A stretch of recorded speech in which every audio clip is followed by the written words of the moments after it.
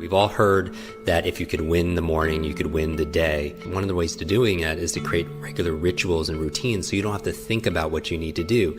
And if you could set up routines and habits, especially early in the day, you could benefit from this science and momentum and create positive momentum as opposed to being reactive, like how a lot of people do. They pick up their phone the first thing and they start reacting and driving distraction and reaction as opposed to proactively spending time with self-care and self-love and having a vision and a direction for your day. So let's get into it.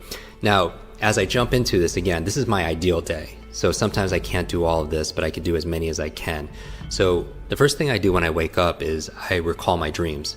When you're dreaming is that you're actually processing and integrating and working on solutions, your subconscious mind, to the things that you're focusing on during the daytime. But most people forget their dreams. After that, I get out of bed and I make the bed. Okay, and now this is something that is obvious that most of you do, but if you don't do it, take 2 minutes and make your bed, because that's a success habit, right? If we're talking about positive momentum, the science momentum, getting things done, checking things off, doing it with excellence, then make your bed. It's worth the 1 or 2 minutes, because again, how you do anything is how you do everything.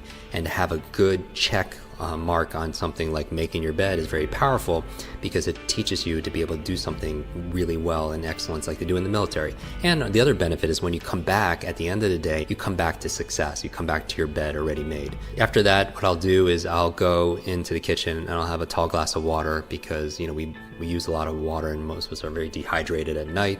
I'll take my supplements there. I take my probiotics, which is the big one, because your gut is your second brain. We talk about quick brain, being your brain in your head, but you also have incredible amount of nerve cells in your gut. And so I want to make sure that's being fed and healthy. So I take my probiotics.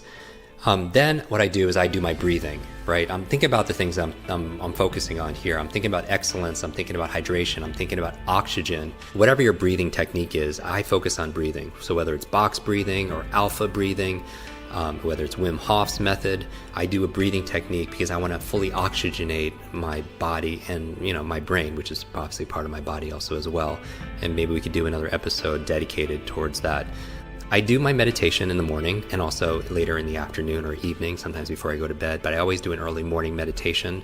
I do it for about 20 minutes. Mindfulness is so important. So I want to have a clear mind as I enter the day. And so meditation puts me in that space. 15, 20 minutes. Some of you use Headspace app. Some of you use the Muse device, use some kind of technology. I meditate then. From there, I do 1 or 2 minutes of just movement.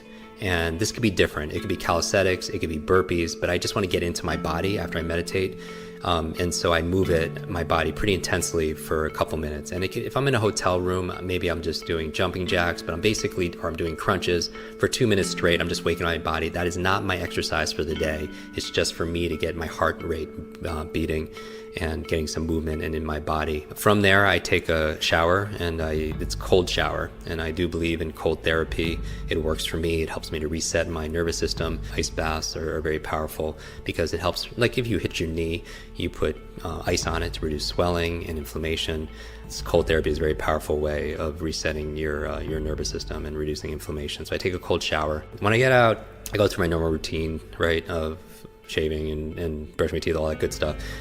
Then I make a tea, and my favorite tea is like a brain tea. It's a combination of gotu kola, ginkgo, lion's mane, some MCT oil, and some other gems. As I go through it, I sip my tea, and that's where I write my journal. And I'm a big believer in journaling. I've been doing it since I've been in college, and I feel like some of the most amazing thinkers of our time and in history, they journal and they keep diaries. I mean, you think about Edison, Einstein, Da Vinci. I mean, their journals are priceless, right? From there, right from journaling, since I'm writing, and I like writing. There's a lot of studies saying that handwriting is better than actually typing. Then, since I'm writing already, I'm going to my to-do list. And we all have most of us have an ongoing to-do list of things that we need to get done. For me, the big thing is I just want to be able to accomplish, as a total win, 3 things for work and 3 things personally. And they don't have to be all epic big things, but I just feel like that if I could get 3 of my work goals done on my to-do list and 3 of my personal things to do, then it's been a great day. And it's kind of like my friend Clay Hebert talks about a champagne moment. It's like your champagne moment when you're looking back at the end of the day saying, yes, today was a great day. Today I crushed it. Today I won. And in addition to my to-do list, I also have a to feel list, because I feel like a lot of our who we are is our states and emotions, and I think I don't want it to be just where I happen to feel a certain way by accident. It's by its design. It's the metaphor I always talk about, the difference between a thermometer and a thermostat. A thermometer reacts to the environment, and I feel like sometimes if I act like a thermometer, I'm just going to react to everything that's going on in my world, and I just might have some good positive states, as opposed to being a thermostat where I set in advance a standard, a goal, for my to feel list, certain feelings I want to feel throughout the day, so I could design it that way. To feel love, to feel curious, to feel bewilderment, right? Connection, gratitude. I also have, besides a to-do list and a to-feel list, I also look at my to-be list. Like, who do I want to be today? And, do I want to be a good partner? Do I want to be a good friend and a good leader, a good teacher, a good coach? I feel into what I want to be that day. Because it's not just about, it's kind of cliche, but there's a truth to it. We're not human doings, right? We're human beings. So who do I want to be today? From there, if I have time, and I'll make time for the things that are most important, is I read. I read for about 20, 30 minutes. So after I do my reading, then I go and I make my brain smoothie, brain berries, which are your blueberries and avocado and your leafy vegetables, and water and everything.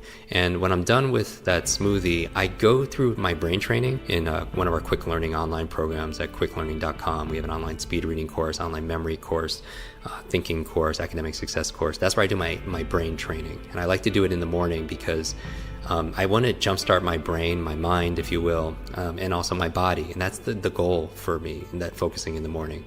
So after I do certain brain trainings, which are all in our programs, then I really start my day.